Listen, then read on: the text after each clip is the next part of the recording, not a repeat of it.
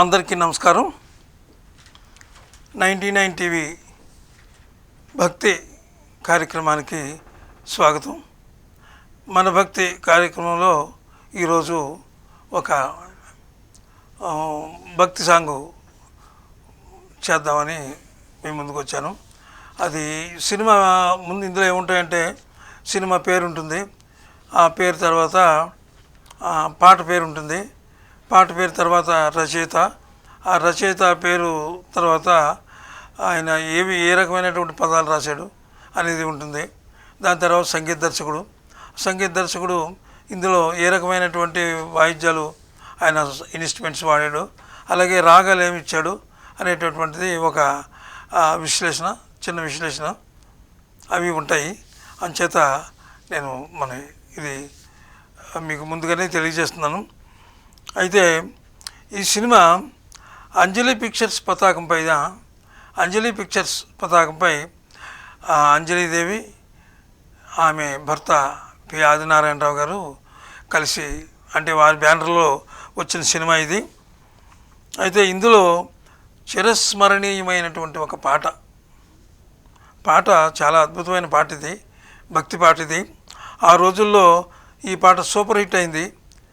ఇక సినిమా కూడా సూపర్ హిట్టే. భక్త తుకారాం సినిమా పేరు, భక్త తుకారాం సినిమా సూపర్ హిట్ అయింది, పాట కూడా సూపర్ హిట్ అయింది. ఆ పాట ఏమిటంటే, సినిమా పేరు భక్త తుకారాం, పాట పేరు భలే భలే అందాలు సృష్టించావు పాట. అలాగే వీటూరు గారు రాశారు ఈ పాటని.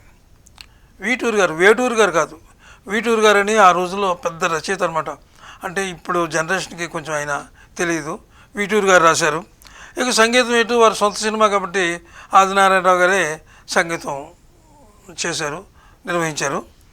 అయితే పాడిన వారు ఘంటసాల. ఈ రాగం సింధు భైరవి రాగంలో ఈ పాటను అద్భుతంగా చేశారు. సరే, ఈ పాటకి ట్యూను చెప్పాలి కదా, ట్యూన్ ఎలా ఇచ్చారనేది. ఎప్పుడు మనం పాట ముందు ట్యూన్ ఇస్తారు వాళ్ళు. ఆ ట్యూన్ ఇచ్చేటప్పుడు ఏం చేస్తారంటే, ఆ స్విచ్ కొంతమంది అంటే ఇప్పుడు ఈయన ఏం చేశారంటే, సంగీత దర్శకులు ఆదినారాయణరావు గారు ఏం చేస్తారంటే, సినిమా స్టోరీ తెలుసుకుంటారు ముందు. సినిమా స్టోరీ ఆయనకు తెలిసిందే. అలాగే సిచ్యుయేషను, అంటే ఎవరైనా అయితే అలా చేస్తారు. సిచ్యుయేషన్ కూడా ఆయనకే తెలుసు. ఆయనే కదా సినిమా రాసిందే, ఆయన కథ కూడా ఆయనే, అన్నీ చూసుకుంటాడు. అప్పుడు అది ఏ సిచ్యుయేషన్లో వస్తుంది అన్నదానికి బట్టి ఆ పాట, ఆ రాగం ఇస్తారనమాట, ట్యూను. ఇది ఈ దేవుణ్ణి స్తుతిస్తూ, అంటే స్తుతించడం కూడా కాదు, కొన్ని ప్రశ్నలు అడుగుతూ ఉంటాడు అనమాట ఆయన తుకారాం. ఏమయ్యా దేవుడా ఇలా చేస్తున్నావు నువ్వు అందరికీ, అంటే మృగాలు మనుషులు అనేటటువంటి ఒక అద్భుతమైనటువంటి కాన్సెప్ట్ అది. ఆ కాన్సెప్ట్లో ఈ పాట రాశారు. పాట కూడా వీటూరి గారు చాలా బాగా రాశారు ఈ పాటని. సరే, ఈ పాటకి ట్యూన్ ఏమిటంటే,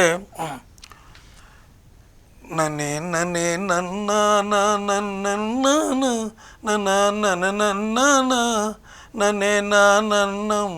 నన్నే నన్నం నన్న అంటే అలా ఇచ్చారనమాట ఈ ట్యూను. దానికి వీటూరు గారు అంత అద్భుతంగా రాశారు చూడండి. భలే భలే అందాలు సృష్టించావు, భలే భలే అందాలు సృష్టించావు, ఇలా మురిపించావు, అదే ఆనందం అదే అనుబంధం, ప్రభో మాకేలయ్యవు, భలే భలే అందాలు సృష్టించావు, ఇలా మురిపించావు. అంటే ఆయన వాళ్ళకి ఇచ్చావు, కానీ ఈ ఆనందాన్ని మాకు ఎందుకు ఇవ్వు, అదే ఆనందం అదే అనుబంధం, ప్రభో మాకేల ఇయ్యవు అన్నాను. అదో చరణం. రెండో చరణం ఏంటంటే, మాటలు రాని మృగాలు సైతం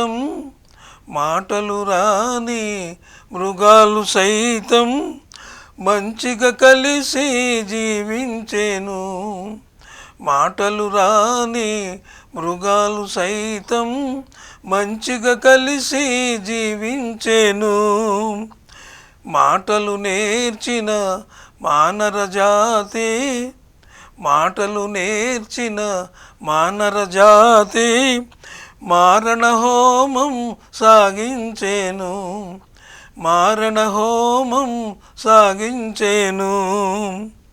మనిషే పెరిగి మనసే తరిగి, మనిషే పెరిగి మనసే తరిగి.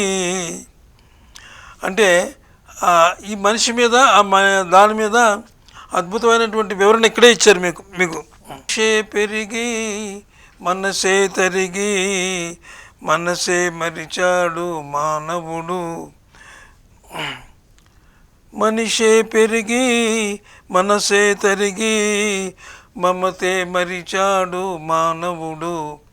నీవేల ఈయవు మమతే మరిచి మనిషే తరిగి, మమతే మరిచాడు మానవుడు.